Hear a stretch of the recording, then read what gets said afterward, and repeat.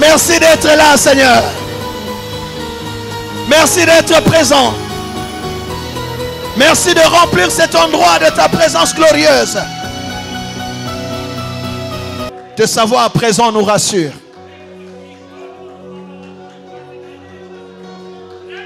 Te savoir présent apaise toutes nos inquiétudes.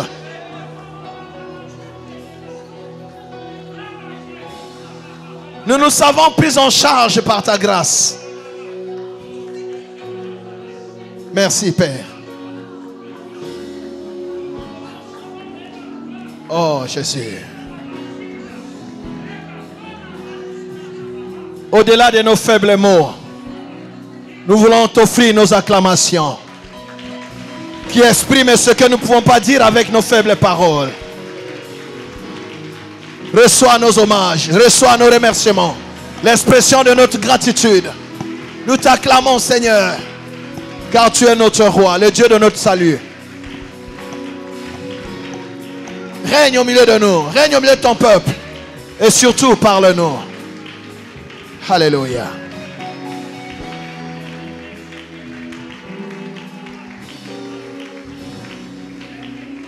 Dis avec moi, Seigneur Jésus-Christ,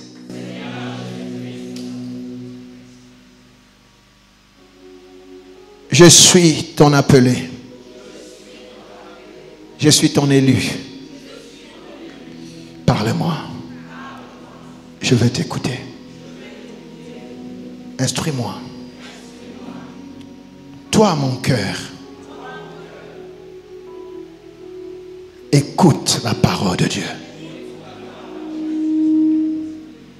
Toi, mon cœur, soumets-toi à la parole de Dieu. Toi, mon cœur, obéis à la parole de Dieu.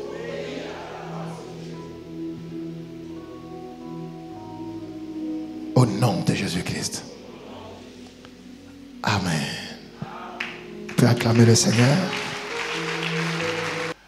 Nous allons ouvrir nos Bibles dans le livre des Actes des Apôtres au chapitre 13. Et nous allons lire les 4 premiers versets. Actes des Apôtres 13, 1 à 4. Acte 13, versets 1 à 4. La Bible déclare: il y avait dans l'église d'Antioche des prophètes et des docteurs.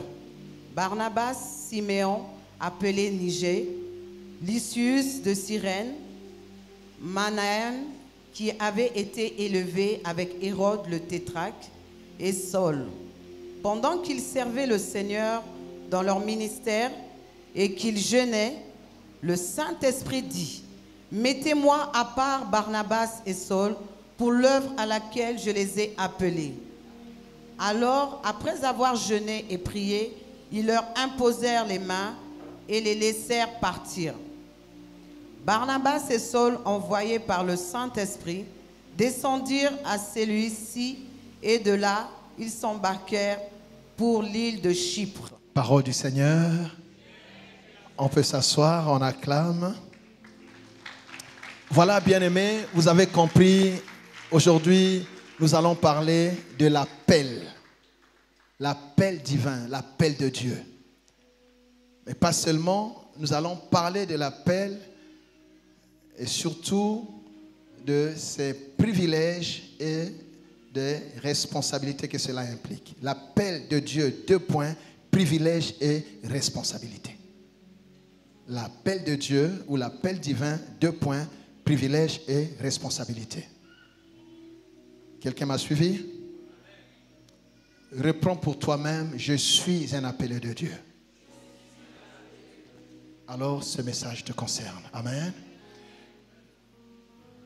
Dieu nous a dit en parlant à son serviteur que cette année, tu es Gédéon. Tu es un vaillant héros. Et pour cela, le Seigneur nous a dit, que nous sommes le choix de Dieu. Quelqu'un dit: je suis le choix de Dieu. 2, vous êtes des appelés. Quelqu'un dit: je suis un appelé. Et 3, vous êtes consacrés. Dis: je suis consacré. Consacré, ça veut dire mis à part. Dis: je suis mis à part. 4, vous êtes des vaillants héros. Dis, je suis un vaillant héros. Alléluia. Et en commençant à travailler sur le thème de l'année, comment dire, Gédéon est le personnage d'étude. Donc nous étudions la pensée de cette année à l'image de Gédéon. Donc c'est le personnage qui nous sert de repère. Amen. Nous avons vu le premier point il y a quelques jours pour parler du choix. Nous avons parlé du choix souverain de Dieu. Le choix souverain de Dieu. Quand Dieu choisit un homme, il ne se réfère à personne. Dieu ne nous choisit pas en fonction de notre CV, de ce que nous avons déjà fait. Dieu nous choisit souverainement. Ça dépend de lui. Il n'a de compte à rendre à personne. Il ne consulte personne pour cela. Je n'ai pas eu ton amen. C'est comme cela que la plupart de ceux que Dieu a choisis dans un premier temps, ils sont même étonnés. Ils disent, comment Dieu peut choisir quelqu'un comme moi? Si tu vois quelqu'un bien aimé sauter de joie parce qu'on lui a dit que Dieu l'a appelé, il faut vérifier si Dieu l'a vraiment appelé. Parce que quand Dieu appelle, tu te sens toi-même, tu dis, mais moi je suis inutile. Je ne mérite pas, je ne peux pas, je ne sais pas parler. Moïse a dit, je ne sais pas parler. Dieu lui a dit, ce n'est pas ton affaire, c'est moi qui fais parler. Quelqu'un entend cela? Qui encore vous connaissez? Il prend un petit enfant alors qu'il y avait des grandes personnes, David dans la forêt. Il pillait la saleté, une odeur nauséabonde. Il dit c'est lui, c'est sur lui qu'il faut mettre l'huile. Il n'a aucune expérience, ni de protocole, ni de sciences politiques. Mais c'est lui que Dieu a choisi pour être roi. Le choix souverain de Dieu. Pour remplacer une fille du pays, une reine qui était là, Dieu va choisir une esclave, une étrangère, une orpheline, qui non seulement n'était pas du pays, mais n'était pas qualifiée par rapport à sa nationalité. Le choix souverain de Dieu. Quand Dieu te choisit, personne ne peut s'opposer. J'agirai qui s'y opposera. Si Dieu dit que c'est toi, c'est toi. La majorité terrestre peut s'opposer, mais ce que Dieu a dit se fera. Et Dieu dit que tu es son choix. Il prend quelqu'un qui respirait le meurtre et la menace. Paul, dont nous avons lu un extrait de l'appel, de la seconde partie de son appel d'ailleurs. Quelqu'un, un meurtrier comme Paul. Dieu va le choisir. Alors qu'il y avait plein de gens dans les synagogues. Il y avait des pharisiens qui avaient déjà une certaine idée de Dieu. Il y avait des sadducéens. Il y avait plein de gens, des érudits qui étaient là. Qui étaient... Mais lui, non seulement il était pharisien, mais il était aussi meurtrier. Mais Dieu va choisir un meurtrier. Il y avait des gens pieux, des gens... Vous êtes là?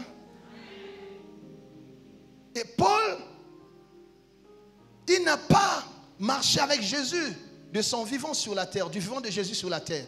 Il a reçu Jésus comme toi et moi, après la Pentecôte. Quand Dieu dit que c'est toi, c'est toi. Et vous allez voir, c'est Paul qui va écrire ce qui est pour nous aujourd'hui le code de la route de l'Église. La plupart des épîtres, c'est Paul.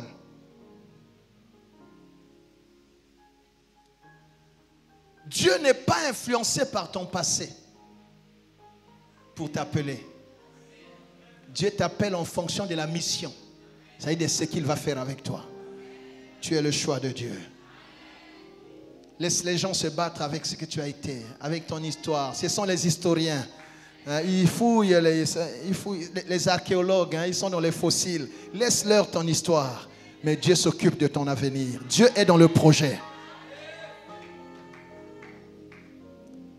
Quelqu'un dit un bon amen. Tu trouveras toujours, si tu écoutes les hommes, qui vont parler de dégâts que tu as causés par le passé. Oh, mais lui, il a fait telle chose, il a fait ça, il a fait ça. Et toi, ce que tu as fait, tu as oublié?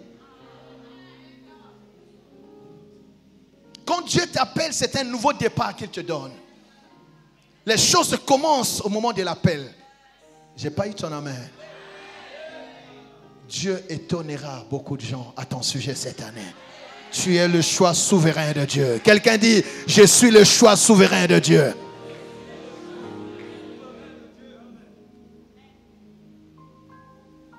Alors, si tu es le choix de Dieu, c'est alors que Dieu t'appelle. Selon, comment? Son élection. l'élection de la grâce. Ce n'est pas par tes œuvres, c'est la grâce de Dieu. Afin que tu ne t'enorgueillisses pas. C'est la grâce de Dieu. Ce que tu es, c'est la grâce. Ce que tu fais, c'est la grâce. Il y a des gens qui pouvaient humainement le mériter, mais c'est toi que Dieu a choisi. Il est capable de prendre les choses viles pour en donner la valeur. C'est la grâce qui nous valorise. Bisoboyo. Soko longoli grâce. Totsikalinini. Quelqu'un dit Amen.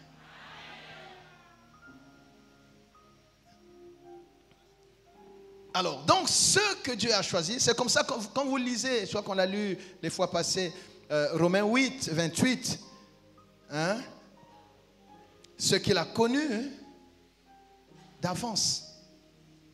Tu vois? Ce qu'il a connu d'avance.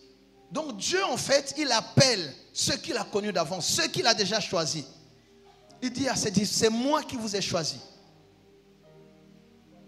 C'est bizarre, Jésus ne recrute pas dans la synagogue, il recrute dans la rue, il recrute dans les lieux de pêche, il recrute des gens de mauvaise vie. Vous vous souvenez de comment est-ce qu'il a recruté Matthieu, Lévi? Hein? Vous voyez comment est-ce qu'il laisse tout le monde, il entre dans la maison de Zachée? Il se laisse toucher par cette femme de mauvaise vie. Ça ne s'arrête pas là. Il prend même ses cheveux. Il ose essuyer les pieds du maître avec ses cheveux. Une femme de mauvaise vie. Quand le Seigneur a son projet sur toi, rien ne peut l'arrêter. C'est pour cela, bien-aimé, il faut compter sur la grâce. La grâce de Dieu est notre force. L'appel, c'est quoi l'appel?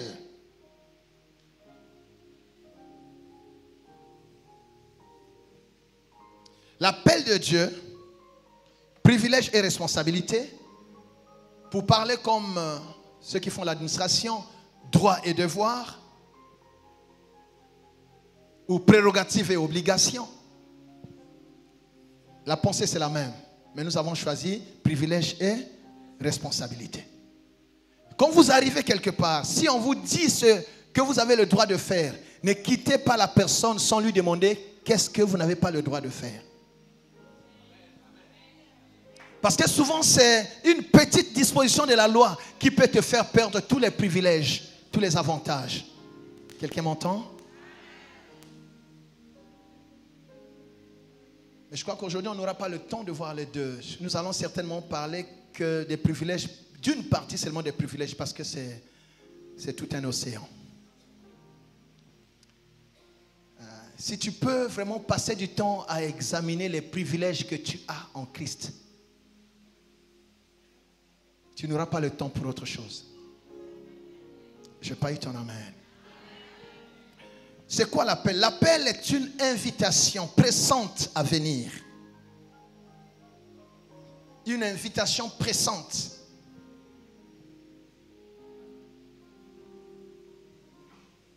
À venir.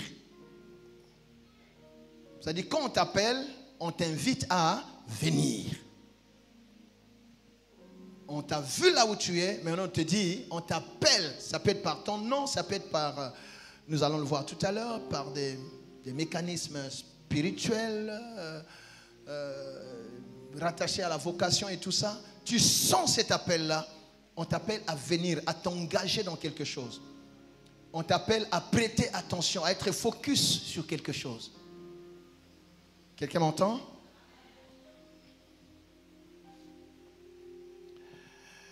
Ici, nous allons surtout parler de l'appel que Dieu lance à un homme, soit pour le sauver, soit pour le servir, ou pour lui confier une mission ponctuelle ou pérenne ou vocationnelle. C'est-à-dire une mission, lui donner une vocation, lui donner le fardeau de quelque chose. Donc l'appel, pour ce qui est de notre enseignement, nous parlons de cet appel que Dieu lance à un homme, premièrement, pour le sauver, de toute façon, quand Dieu appelle, la première chose, c'est d'abord pour sauver. Bon, c'est vrai que nous allons voir d'autres types d'appels, les appels un peu généraux qui sont liés, manifestés par un talent particulier qu'on a pour un domaine. Ce sont aussi des appels. Bon, on va voir ça tout à l'heure. Donc, le premier appel, c'est d'abord pour le salut. Dieu nous appelle pour le salut afin de le servir. Il peut aussi nous appeler pour nous donner une mission qui peut être ponctuelle ou pérenne ou rattachée à une vocation, une mission vocationnelle. Amen. Alléluia. C'est comme cela que on peut donc noter plusieurs types d'appels. Pour ceux qui font la théologie ou qui sont passés par là, vous allez voir que c'est beaucoup plus de détails que ce que je dis, mais je donne un aperçu. Amen. Alléluia. Donc le premier appel, c'est l'appel au salut. L'appel au salut qui est un appel qu'on va dire général, qui est fait au moyen de la prédication de l'évangile. Amen. La sœur va lire Romains 10, je pense à partir du verset 12.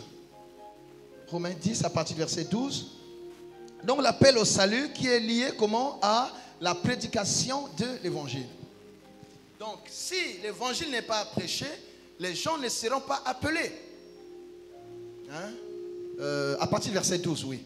Tu vois, donc cet appel-là, c'est par la prédication. C'est pour cela, bien-aimés, que la première chose à l'église, c'est d'abord la parole de Dieu. Quand nous venons à l'église, notre préoccupation, notre quête, notre faim, notre soif, c'est d'abord d'écouter qui? Dieu.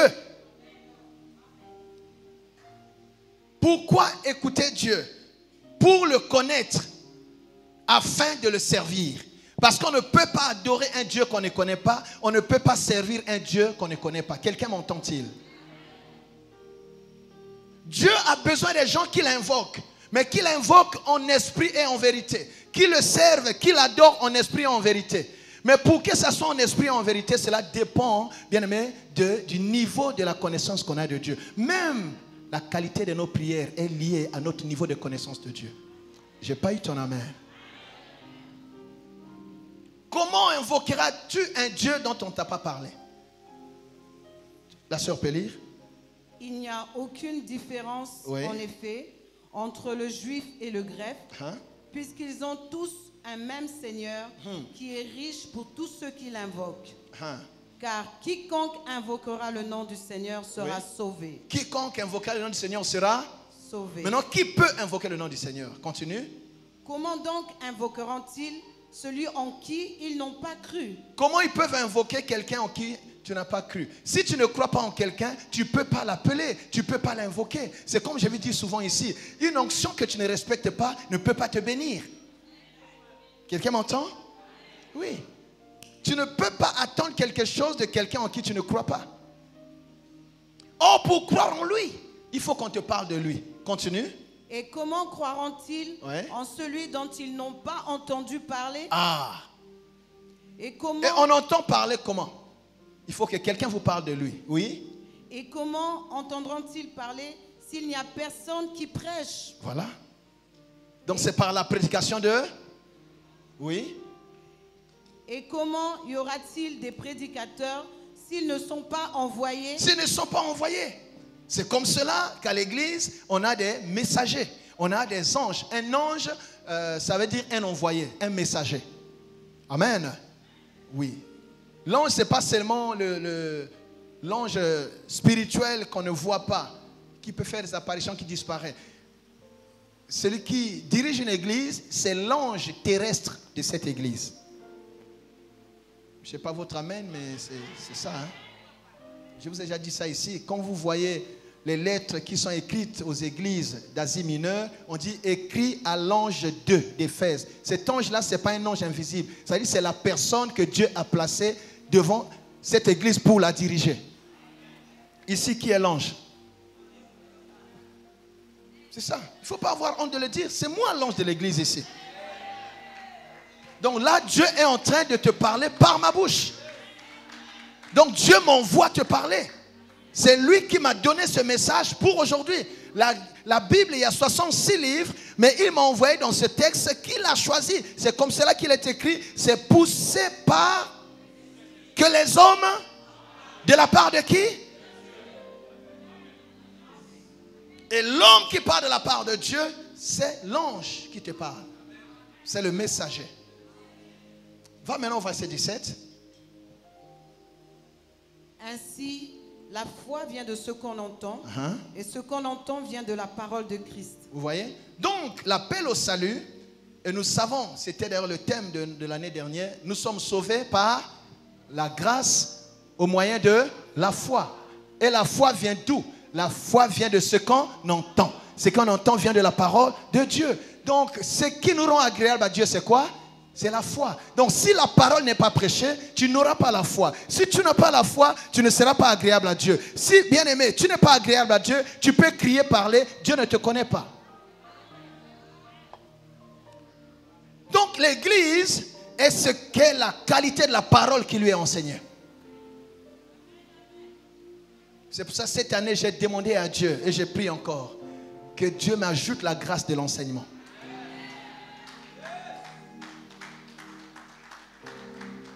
Ce sont des choses qu'on demande.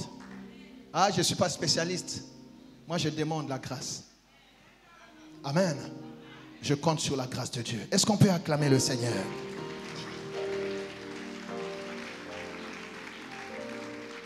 Voilà. Donc, premièrement, il y a l'appel au salut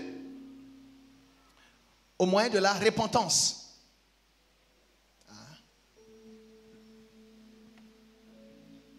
L'appel au salut au moyen de la repentance qui aboutit à la conversion.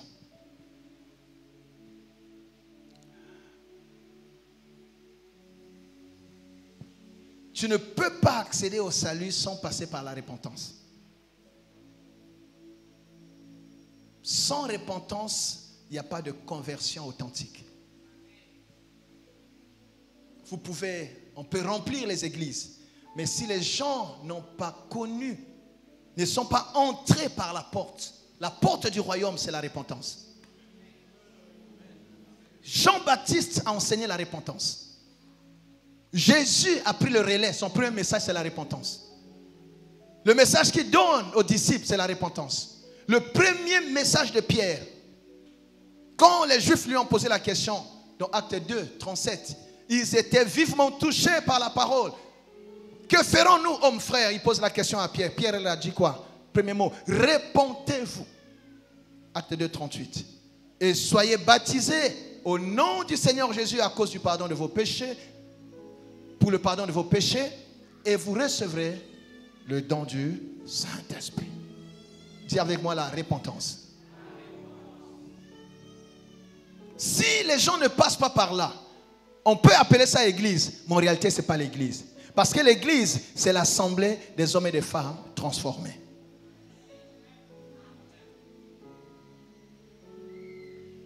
Vous ne serez pas étonné d'avoir des gens, ils sont entrés, mais ils sont restés tels qu'ils sont.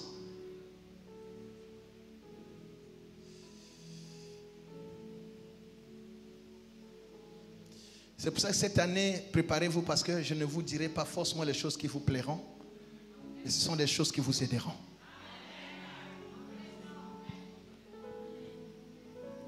Quelqu'un dit Amen. Vous savez, moi, ma couronne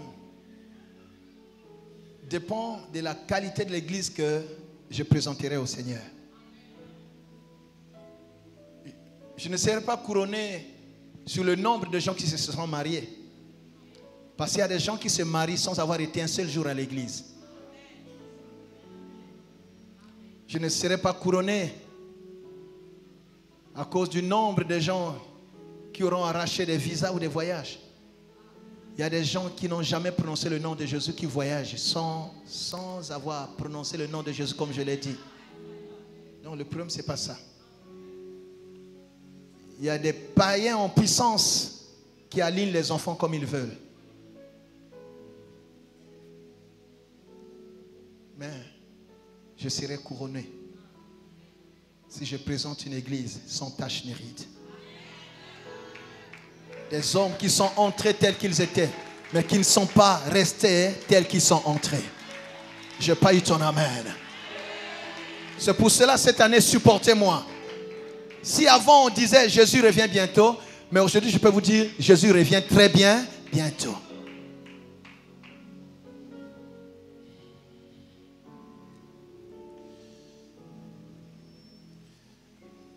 Je n'ai pas eu ton amen. Tu vois? Donc Jésus l'appelle au salut, au moins de la repentance. Il s'agit d'un appel général lancé à travers la prédication de l'évangile qui aboutit à la conversion de ceux que le Seigneur a élus avant la fondation du monde selon sa prescience. Ceux qui se convertissent, l'appel est lancé à tout le monde. C'est un appel général. Vous allez voir, nous serons bientôt au palais des congrès pour le relèvement. Vous allez voir que dans les réunions d'après-midi, il y aura l'appel au salut. Il y a plein de gens qui vont arriver. Et il y a beaucoup qui n'ont peut-être pas encore donné la vie à Jésus. Mais quand on va faire l'appel, ce n'est pas tous ceux-là qui viendront. Il y a quelques-uns qui se lèveront. Oh, je prie qu'ils soient nombreux. Mais, vous savez, je peux prêcher, mais je n'ai aucun moyen pour convertir une âme. La conversion reste l'œuvre du Saint-Esprit, qui utilise cet instrument qui est la parole de Dieu, qui est un marteau qui brise le roc de l'incrédulité, pour changer les cœurs de pierre en cœurs de chair. La parole qui est une épée qui entre pour séparer la moelle de l'os, la jointure. La parole qui est aussi un feu qui embrase les cœurs. Vous voyez quelqu'un, le message est donné, vous voyez quelqu'un courir, venir en larmes. Mais ceux qui ne sont pas touchés par l'appel, bien aimé, ils peuvent même se demander, mais pourquoi une grande personne comme ça pleure? Oui, vous ne comprenez pas parce que cet appel ne vous touche pas. Mais la personne qui est concernée, la personne que le Seigneur a choisie et élue, cette personne-là recevra ce message autrement. C'est comme ça que même à l'église, c'est la même parole qui est donnée à tout le monde. Mais la réaction à la parole, bien aimé, diffère selon les uns et les autres. Et si quelqu'un entend cela, dit Amen. Donc même le salut ici, nous faisons notre travail. Mais il faut laisser Dieu agir. C'est pour ça que même à l'église, il faut être patient. Il faut être patient. Il ne faut pas mettre les gens sous pression. Sinon, il y aura l'hypocrisie. Les gens feront les choses pour plaire au pasteur, mais ils ne seront pas convertis de l'intérieur. Moi, je n'ai pas besoin que vous fassiez des efforts pour me plaire. Moi aussi, je travaille pour mon salut. Ah non, mais ne passez pas votre temps à me plaire. Ah non. Ah non. Ah non, j'en ai pas besoin et ne perdez pas votre temps à cela. Travaillez pour votre salut. Soyez vrai. Là où il y a encore un problème, travaillez. Là où vous avez encore un défaut, faites des efforts. Alléluia. Jeûnez pour vous-même. Ne faites pas des choses pour que tout le monde vous voit. Vous faites le saint ici et en sortant, tout le monde sait qui vous êtes. Restez vous-même et travaillez pour laisser les mauvaises choses. Confiez-vous au Saint-Esprit. Demandez l'aide du Saint-Esprit.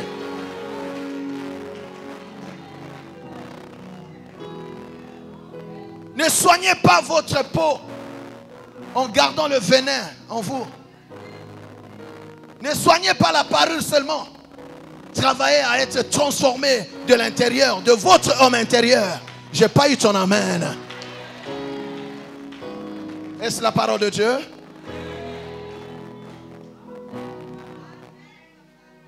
Vous savez, il y a trop d'hypocrisie à l'église. Nous les pasteurs, on en voit des couleurs. Il y a trop d'hypocrisie, trop d'hypocrites à l'église. Même ici à Bassanza, tellement d'hypocrites. Quand on a vu le pasteur, tout le monde fait le saint. Moi, ça ne m'intéresse pas. Ça ne m'intéresse pas. Vous jouez avec votre propre vie, ce n'est pas mon problème. Moi, je suis sérieux dans ce que je fais. Si vous faites un jeu, c'est votre vie. Parce que le Seigneur vous connaît. Il sait qui vous êtes. Il sait ce que vous faites. Lui, il sonde les cœurs et les reins. Tu peux cacher. Tu peux essayer d'occulter. Mais lui, il voit ton cœur tel qu'il se présente. Il te connaît même quand tu n'as pas parlé.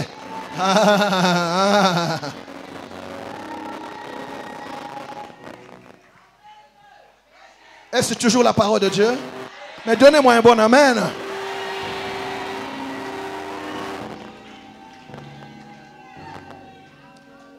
Vous voyez, pendant la prédication, quelqu'un qui vient là en pleurant. Aujourd'hui, les gens ne pleurent plus par repentance. Les gens pleurent parce que ça n'a pas marché à l'école. L'homme vient de le quitter. Tu vois un deuil, quelqu'un fait le deuil parce qu'il y a parfois un pécheur, un païen qui vient de le quitter. Mais Jésus est avec toi et tu gaspilles tes larmes pour un païen.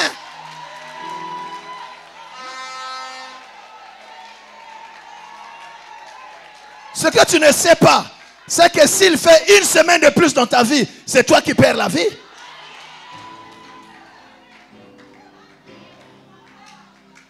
Il y a des séparations qui sont suscitées, sponsorisées par Dieu lui-même.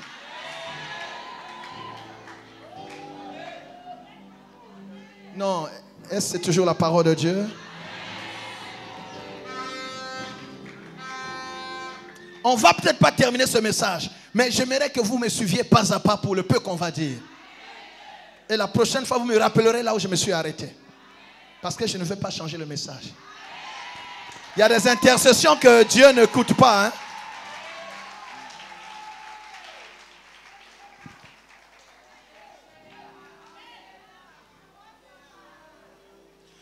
Et pourquoi cette personne pleure?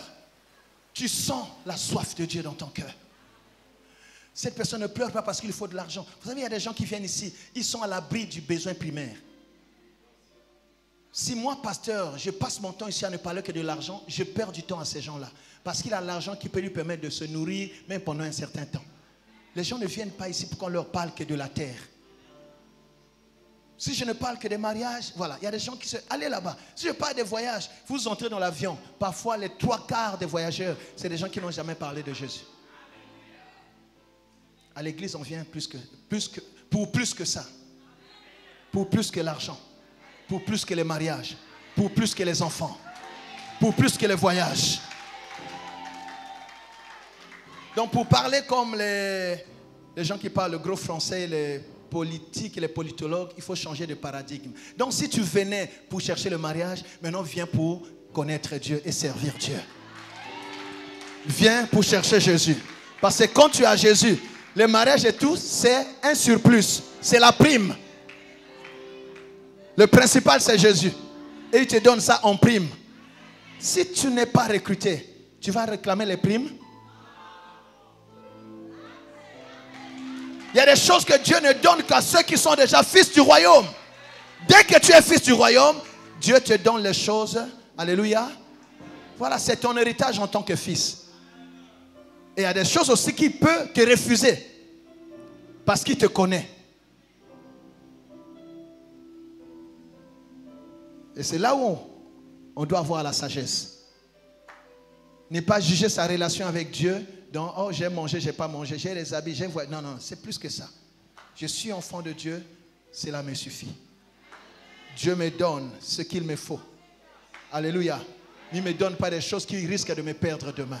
À quoi sert-il à un homme de gagner toute la terre s'il manque son salut, le salut de son âme? Quelqu'un m'entend?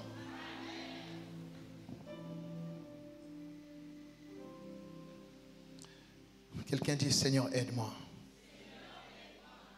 J'aimerais que notre église soit une église d'assoiffés de Dieu.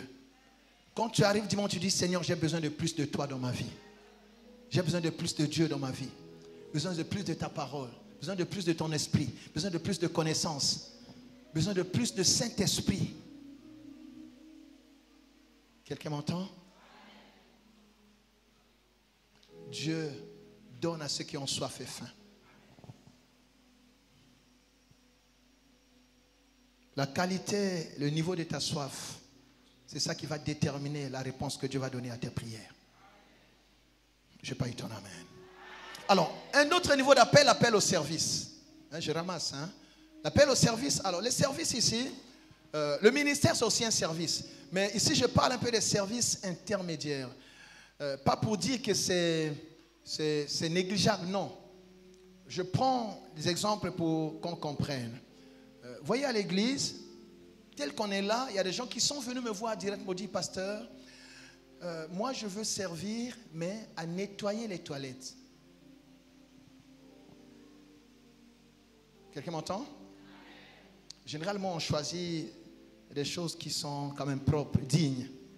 Mais il y a des gens qui reçoivent dans leur cœur d'aller toucher les saletés de tout le monde, de se salir.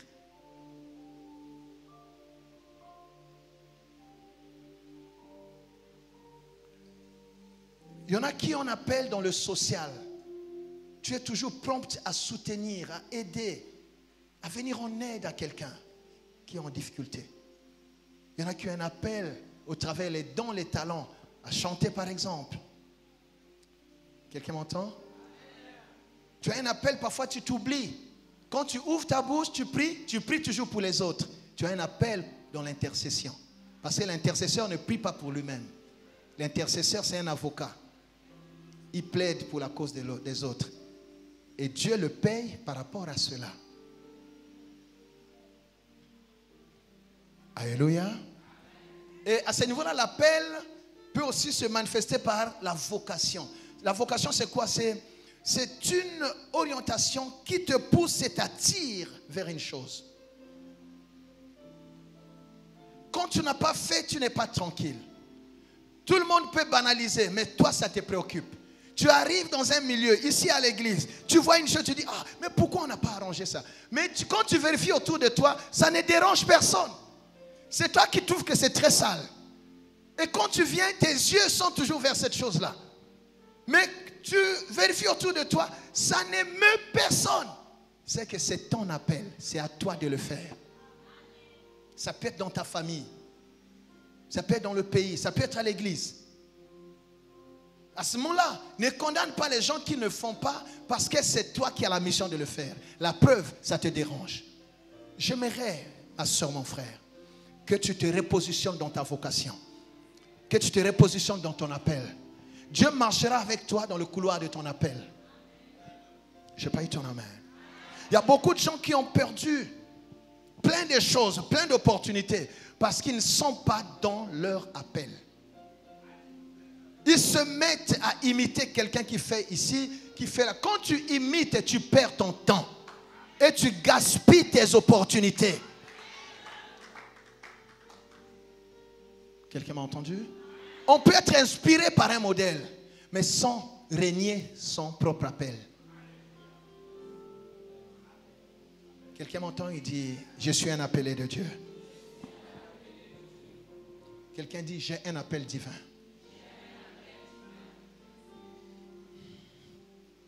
Vous allez voir, vous êtes dans la famille, il y a parfois des gens qui gagnent plus que toi, mais qui ne sont pas capables de venir en aide à ceux qui souffrent dans la famille. Mais toi, le peu que tu as, tu n'arrives pas à le dépenser sans aider quelqu'un. Quand tu entends quelqu'un est malade, ce n'est pas la servitude. Il faut éviter ça. Servitude, c'est autre chose. La Bible dit, si tu es en Christ et tu négliges ta famille, tu es comment? Pire qu'un infidèle et tu as régné la foi.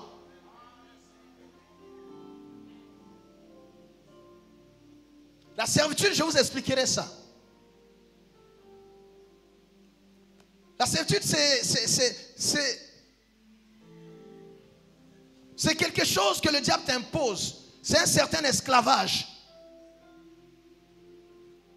Où tu te renies, Écoute, le Seigneur dit ceci, pour que vous compreniez bien cette notion. Quel est le plus grand commandement? Tu aimeras ton Dieu.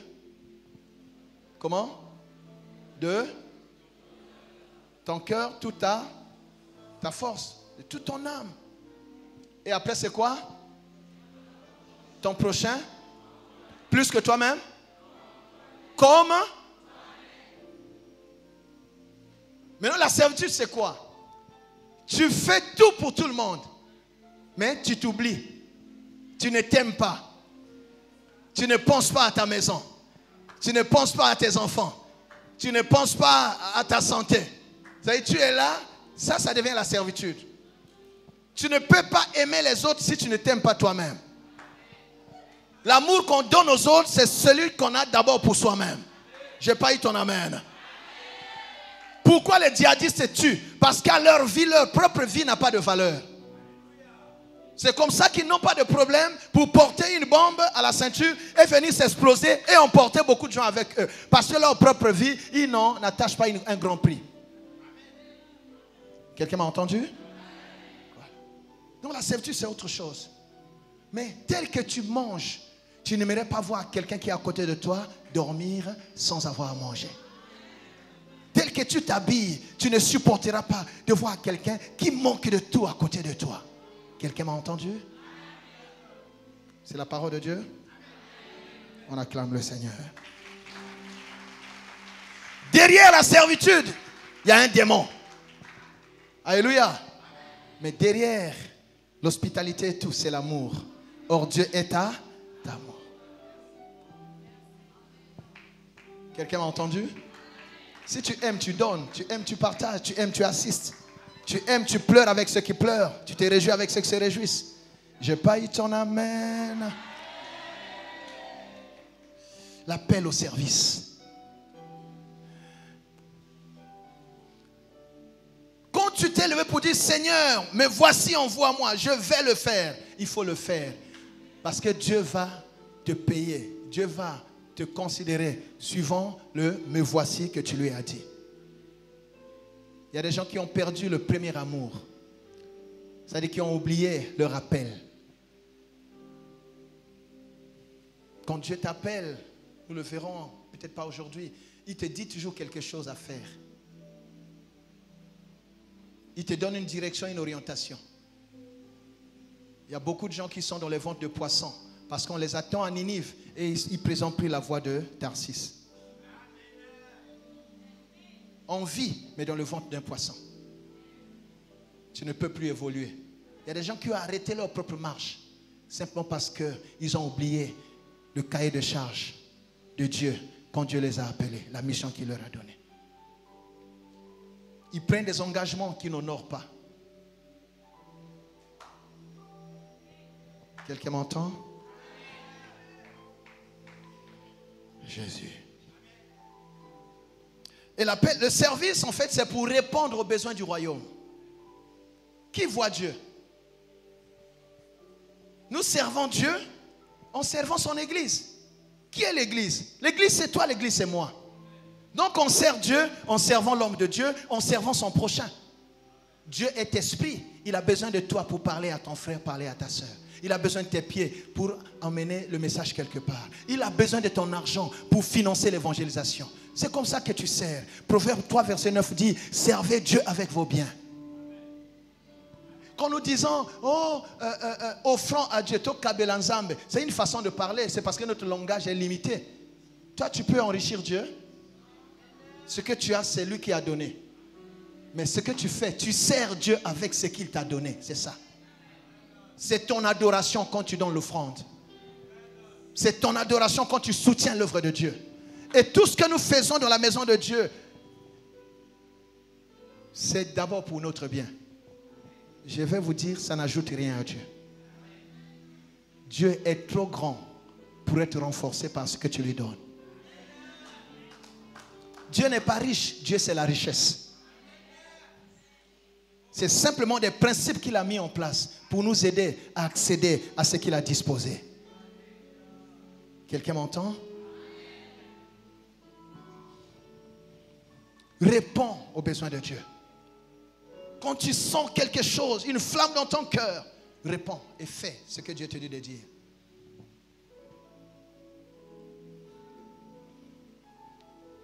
Pour aller vite, l'appel au ministère. Alors là, le ministère ici, c'est un peu plus précis encore. Ici, cet appel concerne les 5 ministères qui sont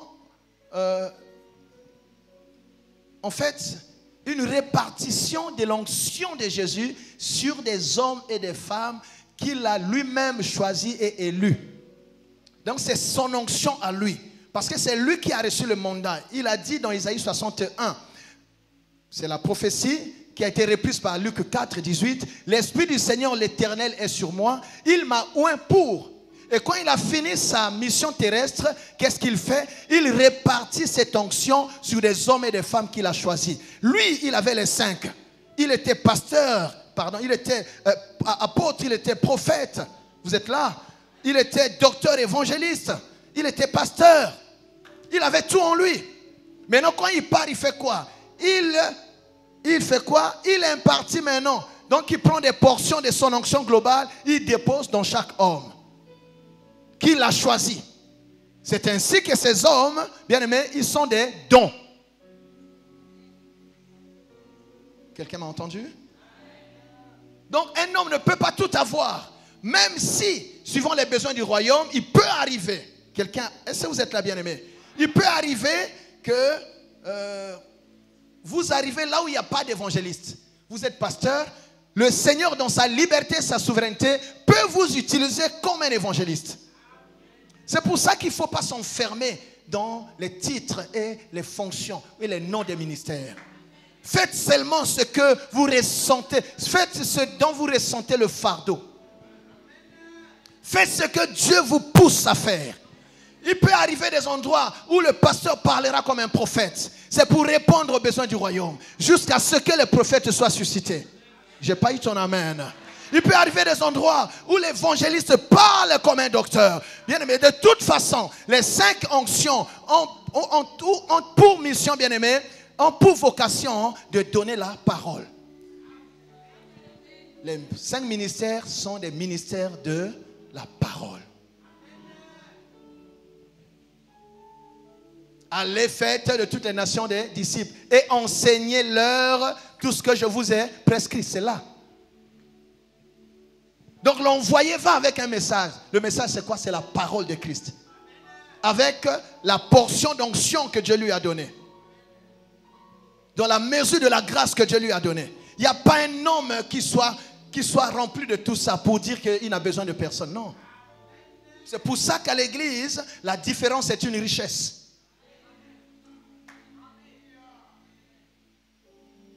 Nous ne sommes pas égaux, nous sommes complémentaires. Quand il y a l'égalité, il y a la guerre. Chacun voudra être plus que l'autre. Alléluia. Et quand il y a la complémentarité, on a besoin les uns des autres. Moi, j'ai besoin de vous malgré mon appel. Est-ce qu'on peut acclamer le Seigneur? C'est pour ça que ceux que Dieu a appelés, ils se distinguent, on le verra plus tard, un peu plus précisément. Ils sont, comment dire, caractérisés par quoi? Par l'humilité. Sans humilité, tu auras l'impression que c'est toi le centre de la terre. Avant toi, il y a eu des gens. Après toi, il y en aura encore.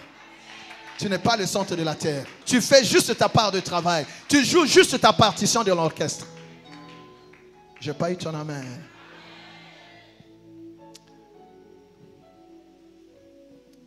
Oh mon Dieu, quelqu'un dit amen. Vous allez voir, je crois qu'on va s'arrêter là aujourd'hui. Alors c'est beau hein, ce partage. Je ne sais pas pour vous, mais moi ça me passionne. Amen. Éphésiens 4. Quels sont les objectifs de ministère? C'est-à-dire quand Dieu appelle quelqu'un au ministère. Le but c'est quoi? Les objectifs c'est quoi? Le but c'est quoi? Éphésiens 4, on peut lire le verset 11. Commençons d'abord par les objectifs. Les objectifs sont les points d'étape qui nous conduisent au but de notre action. Est-ce que nous comprenons? Nous avons un but, mais après il y a des objectifs. Des étapes pour nous conduire au but. Le but, c'est un peu la finalité. Oui? Et il a donné les uns comme apôtres. Il a donné les uns. Il a donné qui? Non, va au verset 10 d'abord. Comme ça, on va comprendre. Celui qui est descendu, c'est le même qui est monté au-dessus de tous les cieux, oui, afin de remplir toutes choses. Et il a donné les uns comme apôtres, les autres comme prophètes, les autres comme évangélistes. Si on remonte plus haut, on dit, et il a emmené les captifs. C'est-à-dire, il est monté avec les captifs. C'est comme ça que nous sommes des esclaves. Vous êtes là? Un serviteur de Dieu, c'est un esclave. Il n'a plus de vie. Il ne vit pas pour lui-même. Il vit pour Dieu et pour les autres. Un serviteur de Dieu a perdu sa liberté. C'est un esclave. Mais je suis libre en Dieu. Comprenez? C'est ça la nuance. Tu vois?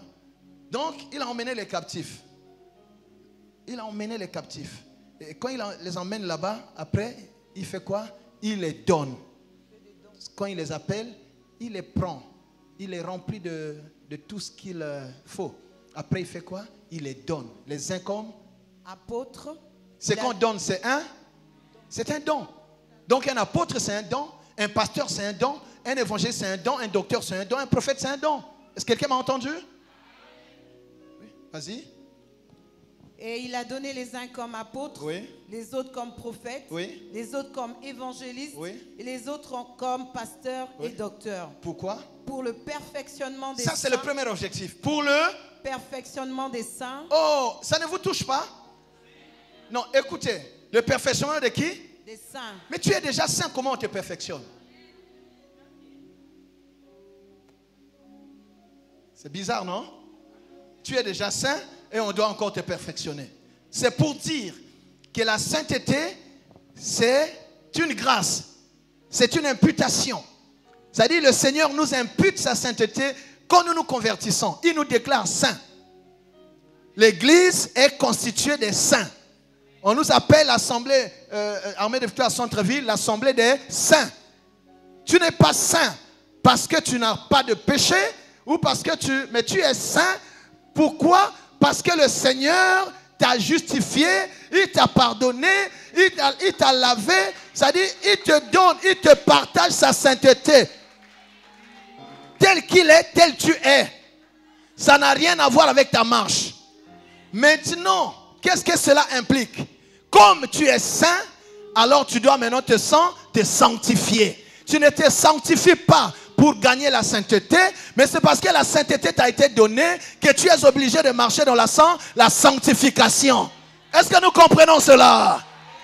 Alléluia! Pour le perfectionnement des saints. Le perfectionnement. Perfectionnement. Donc, vous voyez, la balle est de notre côté. Donc, si je suis pasteur, Dieu me demandera des comptes par rapport à l'état que tu auras quand il reviendra. Est-ce qu'il trouvera la foi en toi? S'il ne trouve pas la foi en toi, généralement, soit c'est l'ange, c'est-à-dire le messager et le message qui ne sont pas bons. Vous êtes là? Soit c'est toi-même qui t'es mis un imperméable, qui fait que tout ce qu'on donne ne te touche pas. Tu peux être à l'église, mais si tu as revêtu un manteau d'incrédulité, tu peux rester là. Ta vie ne changera pas. C'est pour cela qu'à l'église, on entre tel qu'on est, mais bien aimé, on se prépare et on est transformé pour attendre le retour de l'époux. Donc notre mission à nous, c'est d'aider à votre perfectionnement.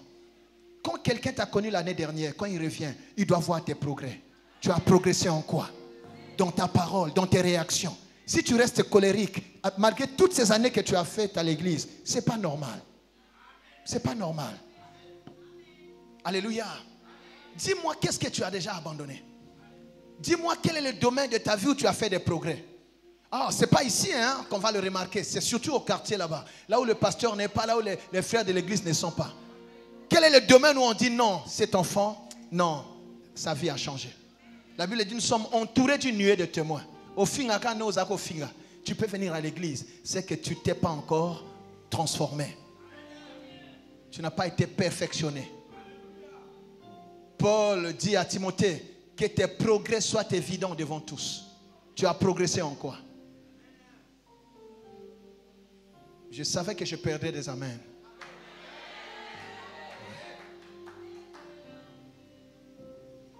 Les questions auxquelles je ne réponds pas, c'est que toi tu as la réponse. Et tu la donnes à ton propre cœur.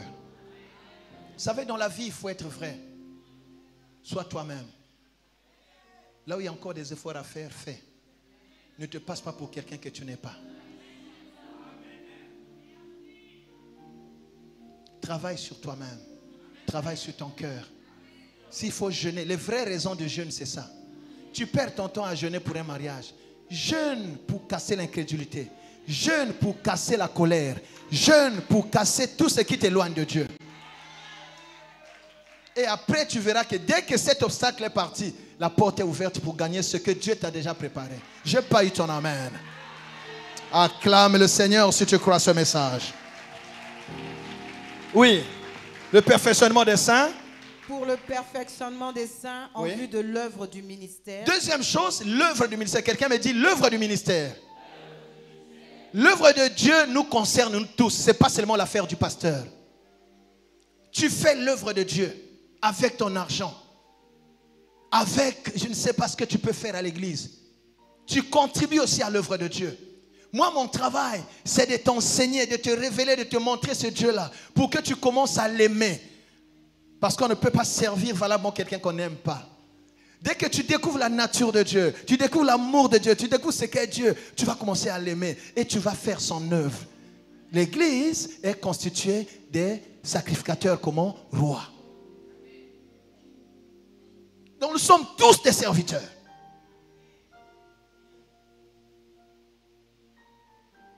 Quelqu'un m'entend? L'œuvre du ministère, oui. Et de l'édification du corps de Christ. L'édification, nous devons bâtir. C'est-à-dire, mon but ici, bien aimé, ce n'est pas seulement distribuer les choses qu'on dit là souvent. C'est bâtir le corps de Christ. Le Seigneur a dit à Pierre, sur toi je ferai quoi? Je bâtirai mon église. Sur là, ça veut dire quoi? Je t'utiliserai pour bâtir mon église. Je parlerai par ta bouche pour bâtir mon église. J'utiliserai tes pieds pour fonder mon église. C'est toi qui marcheras pour moi. C'est toi qui parleras pour moi. C'est toi qui investiras pour moi. C'est toi que j'utiliserai pour ce travail. Tu es le matériau que j'ai cherché, que j'ai trouvé. Avec toi, je vais faire des choses. C'est avec toi que le Seigneur veut faire des choses. Je n'ai pas eu ton amen. Nous devons édifier le corps de Christ.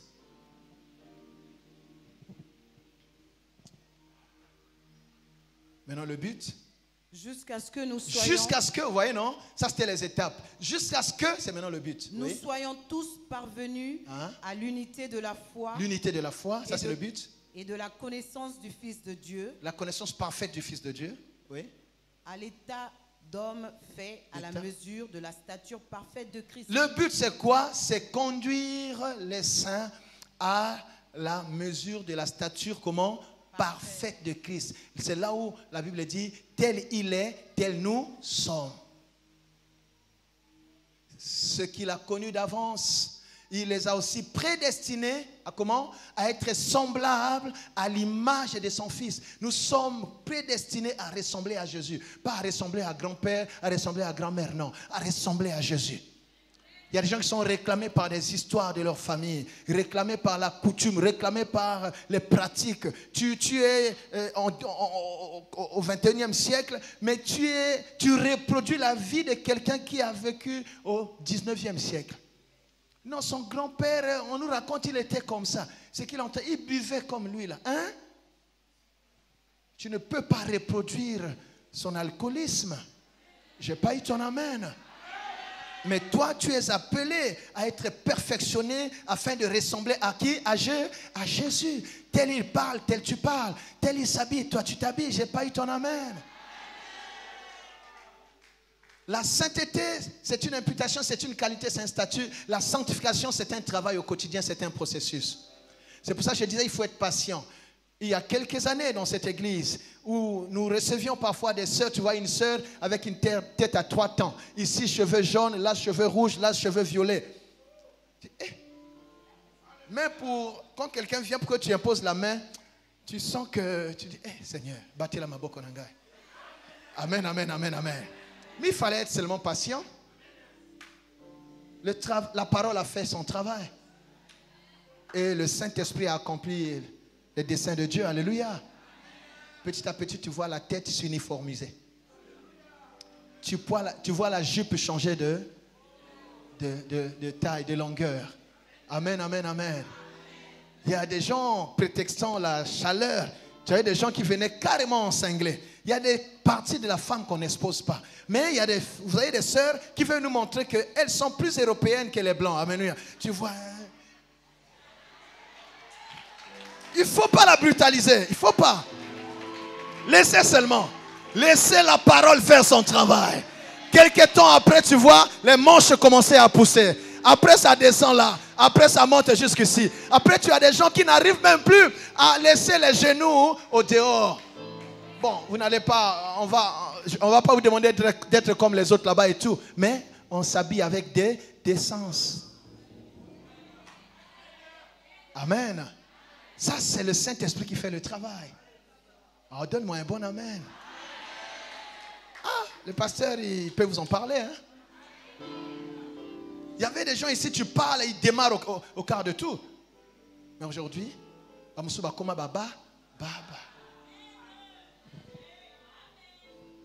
dis-moi un bon amen. Le marteau de la parole a fait son travail. C'est pour ça à l'église, il ne faut pas des messages de complaisance. Non.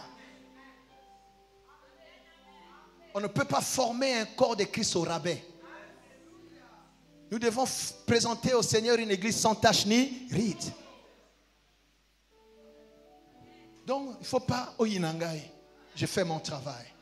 Tu n'as pas acclamé le Seigneur.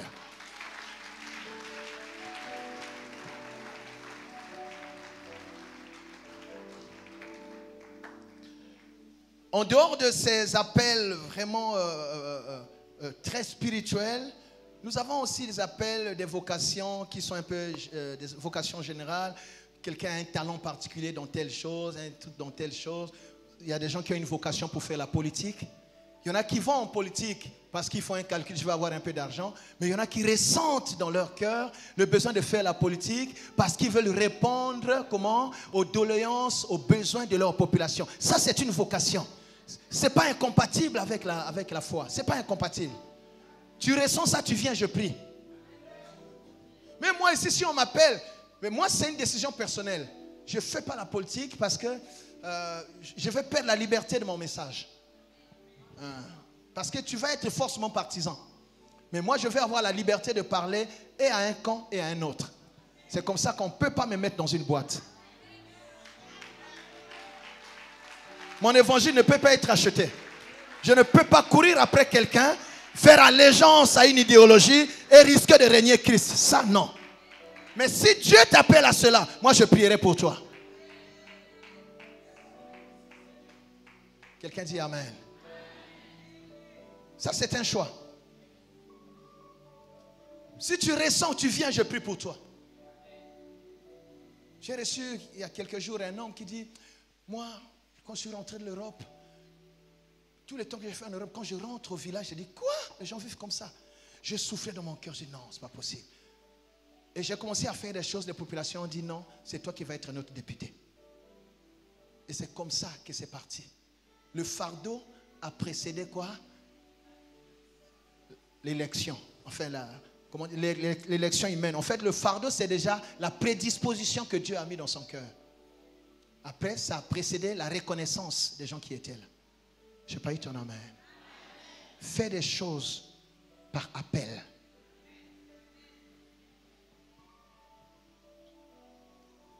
Il y a des gens qui ont un appel dans le domaine de l'art. Ils ont une telle facilité. Quand tu as un appel, tu fais facilement ce qui va demander beaucoup de temps et d'énergie aux autres. Tu as une certaine aisance dans ce domaine-là. C'est ton appel. Même si tu peux faire autre chose, applique-toi dans le couloir de ton appel. C'est là que Dieu va te manifester. C'est là que Dieu va te rendre grand. Je n'ai pas eu ton amen, je suis étonné. Alléluia.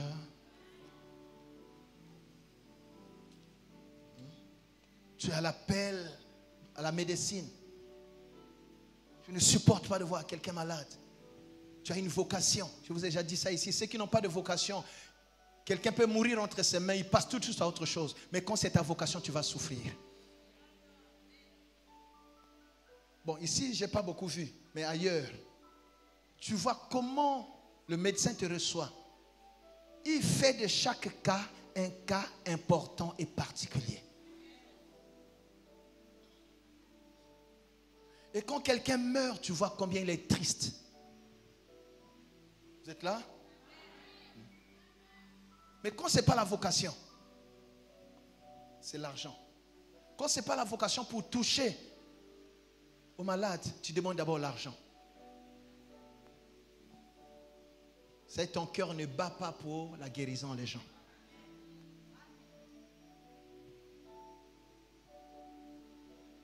Il y a des domaines où il faut la vocation. Un pasteur qui n'a pas de vocation, pour recevoir, il va d'abord te demander, tu dois donner tant. Mais on a reçu gratuitement. Tu veux faire le commerce, change de métier. Et c'est même pas un métier, hein. C'est un sacerdoce. On ne vend pas la grâce du ministère. Si quelqu'un a, il va donner. Mais librement et avec joie. Et c'est bien d'être béni par quelqu'un qui le fait dans la liberté. Alléluia. Non par contrainte. Pourquoi? Tu as tellement forcé les gens, ils donnent avec des regrets. C'est ça. Tu vas là-bas ou non? Bon, c'est ça. Hein? C'est ça. Il faut laisser les gens donner. Tu vois? C'est pas la parole de Dieu. Oh, vous me faites peur, vous me regardez comme si... c'est ça. La vocation, c'est ça aussi. C'est d'abord le bien des gens. Tu es comme Jésus. Ça y est, Jésus t'a donné un mandat. Tu travailles, c'est une sous-traitance. Tu travailles à sa place. Si c'était Jésus, qu'est-ce qu'il aurait fait à cette personne? Comment il aurait parlé à cette personne? Quel est le message qu'il aurait donné? C'est ça que les ministres de Dieu doivent toujours se dire. Je n'ai pas eu ton amen. Un enseignant qui n'est pas enseignant par vocation, il peut distribuer les notes sans corriger les copies. Il met les euros sans penser à l'investissement des parents. Sans penser à toute une vie qu'on peut briser. Quelqu'un entend? Que le Seigneur nous aide. Il y a plusieurs appels. Il y a quelques exemples d'appels. Appel d'Abraham. Genèse 12. Abraham, sors de la maison de ton père, de ton pays, de ta patrie, va-t'en dans un pays que je te montrerai. Et l'appel peut être progressif. Il y a des choses que Dieu te dit aujourd'hui, il y a des choses qui te complétera demain. Comme vous voyez Paul, vous allez me demander, mais pourquoi le pasteur a lu ce passage jusque-là, il n'en parle pas? Je suis en train de parler de ça. Je vous ai simplement montré l'appel de Paul. Mais l'appel de Paul est progressif. Il commence à acte 9.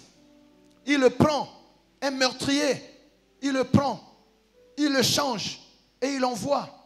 Il commence à prêcher Jésus-Christ est le Fils de Dieu. Donc il commence comme un évangéliste.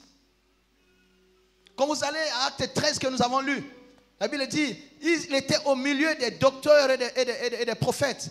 Et là, l'Esprit du Seigneur va dire à ceux qui étaient là, mettez-moi comment à part Paul et Barnabas pour l'œuvre à laquelle je les ai comment appelés. Et le Saint-Esprit les a pris, les a envoyés. Tu vois, on peut commencer à un niveau donné et demain évoluer à un autre niveau. J'aimerais te dire que tu ne t'arrêteras pas là où tu es. Ce que tu es aujourd'hui, ce n'est pas ce que tu seras demain. Donne-moi un bon amen. Ne te bloque pas à ce que tu es aujourd'hui. Il y a encore une marge de progression. Dis-moi amen. Tu vois? Vous savez l'appel d'Élisée. Élisée était en train de s'occuper des animaux de son père.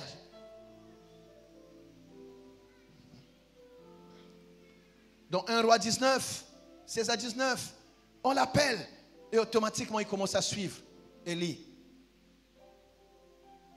Vous avez l'appel de Pierre et des fils de Zébédée.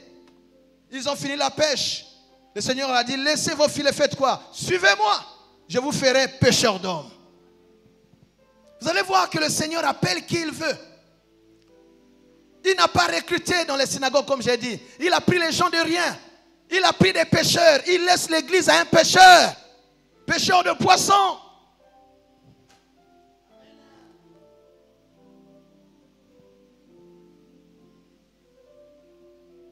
Alléluia. Alléluia.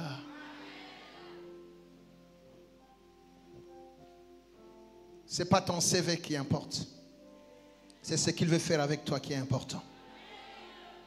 Et quand vous prenez notre personnage de cette année, Gédéon, dont nous ferons l'étude toute l'année. Quand vous prenez Gédéon, dans juste 6, compris le verset 11, le Seigneur lui apparu, l'ange lui est apparu. Hein? Juste 6, l'ange lui est apparu. Et quoi? Il fait quoi? Quickly. Samuendo.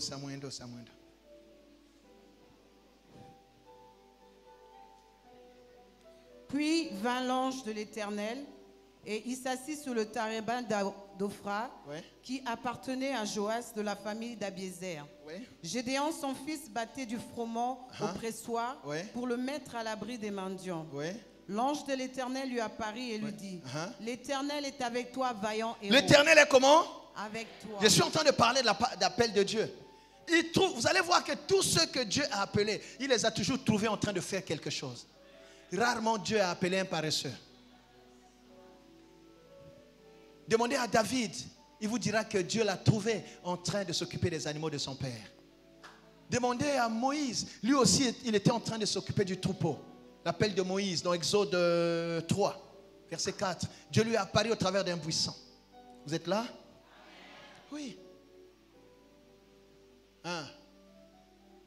Il le voit Gédéon. Quand Dieu t'appelle, il te renomme. Vous êtes là? Quand Dieu t'appelle, il te renomme.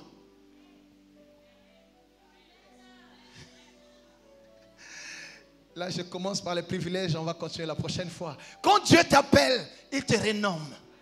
Ça y est, l'appel de Dieu, c'est un nouveau départ. On t'a appelé Gédéon, mais Dieu va te dire qui tu es réellement. En réalité, bien-aimé, quand Dieu t'appelle, bien-aimé, il te change. Il va te montrer et montrer au monde ce que tu es réellement en lui. C'est ainsi que l'homme de Dieu dit, tu n'es pas ce que les hommes disent que tu es ce que Dieu dit que tu es. Et Dieu te dit que tu es vaillant héros, alléluia. Quand Dieu t'appelle, il te renomme. Il a appelé Abraham, il lui a dit tu deviens Abraham, alléluia. Il a appelé Saraï. Il a dit non, tu ne seras plus Saraï, parce que Saraï est réclamé par la stérilité de sa famille. Alléluia. Abraham est réclamé par le retard de son père Térak. Abraham est réclamé par la maison de son père, par, bien aimé, la sorcellerie de son père. Alléluia. Mais quand Dieu t'appelle, il change ton identité, il change ta nature. Aussi je déclare, parce que tu es appelé de Dieu, tout change en toi maintenant. Tu ne vivras pas ce que tes parents ont vécu. Tu ne reproduiras pas leur sorcellerie. Tu ne reproduiras pas leur malédiction. Tu ne reproduiras pas leur stérilité. Tu es un vaillant héros.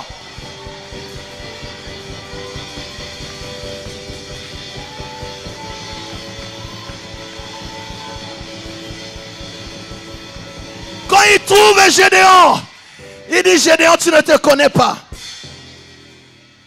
Même tes parents ne te connaissent pas, tu sais. Ils t'ont seulement porté. Tu es un esprit, papa. Tu es un esprit qui, pour descendre dans le monde, a dû revêtir un corps. Mais ton histoire avec Dieu commence dans le monde spirituel. Dans le monde spirituel, tu es un vaillant héros. Tu as une mission, tu as un mandat dans ta génération. J'ai pas ton amen. Non, je vais dire à un homme, à une femme, les gens ne te connaissent pas encore. Les gens vont te découvrir. Ils vont découvrir l'héros qui se cachait en toi. L'héros qui se cachait en Gédéon.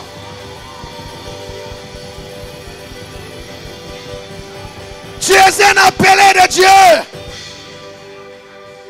Alléluia.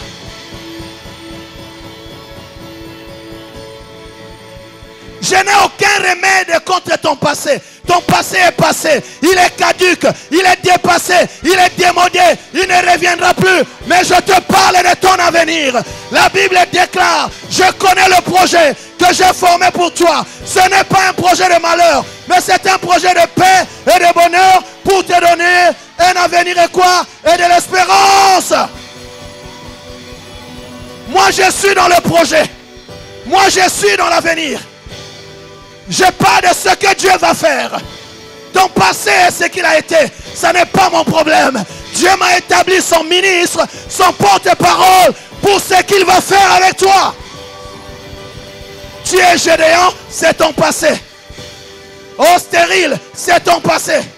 Oh chômeur, c'est ton passé. Mais quand Dieu t'appelle, c'est un nouveau commencement. Tu es un vaillant héros. Renda baseka barenda riababa. Rico Boshaya.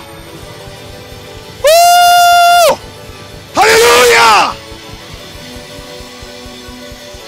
Alléluia. Tu es un appelé de Dieu. Plus rien ne sera comme avant. Oh, tu es un appelé de Dieu. Tu es Timothée. Tu es un appelé de Dieu. Alléluia. Oh mon Dieu. Oh mon Dieu. Jésus.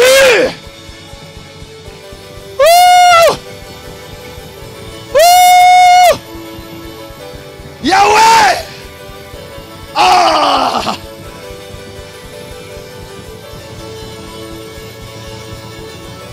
La grâce se moque de ton passé. La grâce se moque de l'histoire de ta famille. Parce que la grâce peut convertir ton passé malheureux en un avenir radieux, en un avenir meilleur. J'ai pas eu ton amen.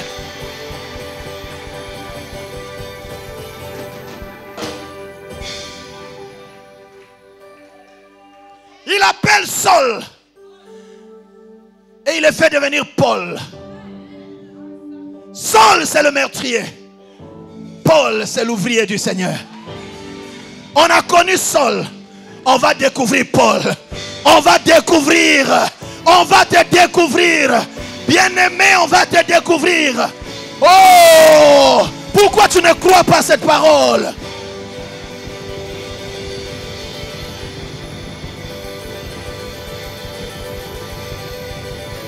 C'est une histoire qui commence.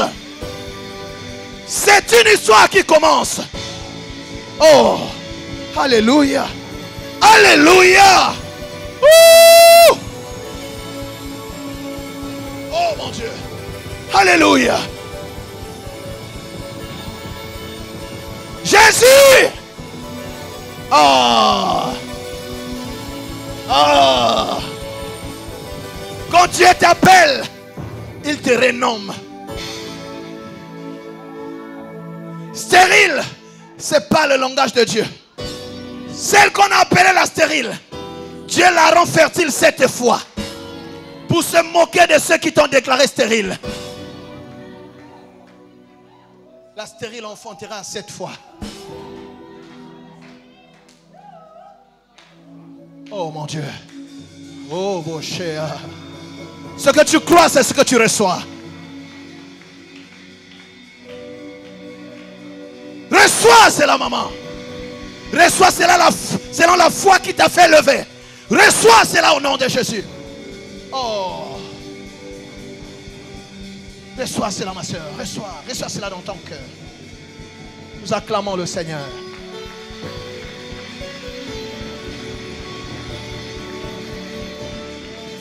Donc les privilèges, quand Dieu t'appelle, il te renomme. Il t'appelle par un nom que les gens ne connaissent pas.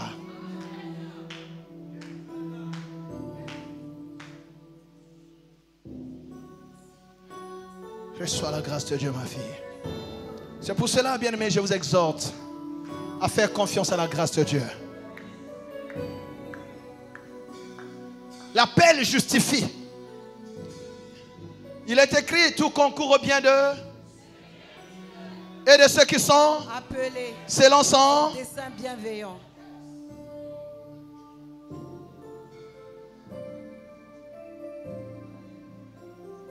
Il t'a connu d'avance.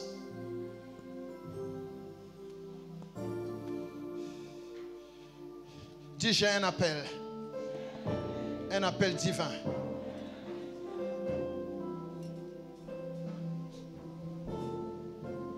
Nous savons du reste que toutes choses concourent au bien de ceux qui aiment Dieu, de ceux qui sont appelés selon son dessein. Car ceux qu'il a connus d'avance, il les a aussi comment? Prédestinés à être semblables à l'image de son Fils, afin que son Fils soit le premier-né de plusieurs frères.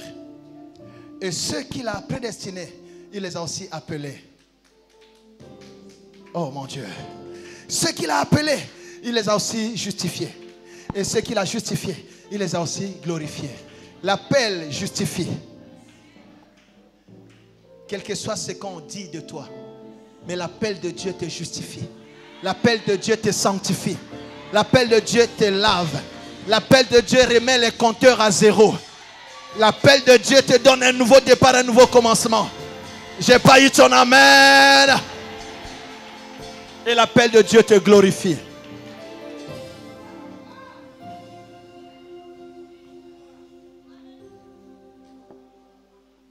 Les gens ont trop parlé. Mais l'appel de Dieu change ton dossier. Tous les griefs qui t'étaient reprochés, on ne les trouvera plus. Parce que l'appel de Dieu te justifie. Ceux qu'il a appelés, il les a aussi comment? Justifiés. Tu es justifié, femme. Justifié devant les accusations maléfiques. Justifié devant les réclamations familiales. Justifié par le sang de Jésus. Tu es justifié. Personne ne peut te réclamer. Personne ne peut t'accuser. Personne ne peut te juger. Personne ne peut te condamner. Qui accusera les élus? Tu es justifié, femme. Tu es justifié, servant de Dieu. L'appel te justifie. Si tu crois, tu dis amen. Si tu crois, tu ajoutes un bon amen.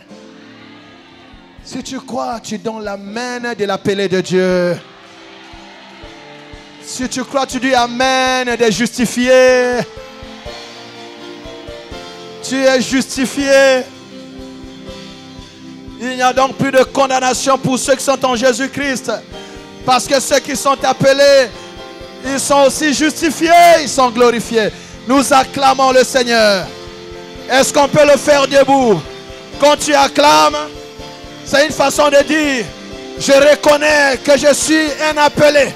J'ai un appel divin. J'ai un mandat divin.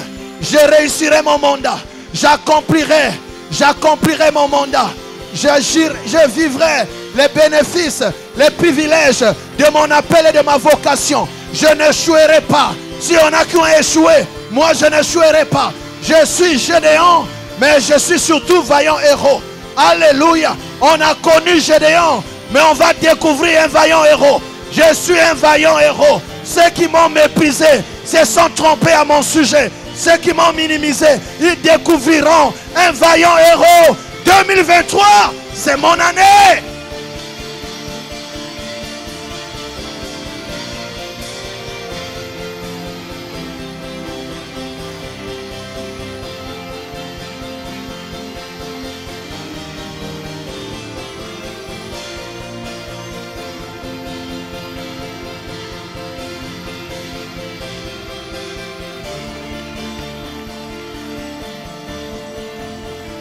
Pour terminer, crie avec moi. Je suis le choix de Dieu.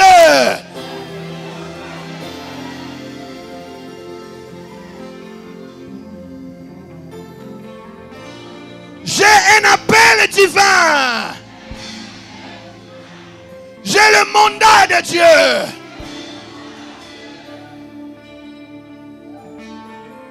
Je suis consacré. Je suis mis à part. Je suis un vaillant héros. Mon temps est arrivé. Au nom de Jésus-Christ de Nazareth. Amen. Nous acclamons le Seigneur. Que Dieu vous bénisse et qu'il bénisse sa parole.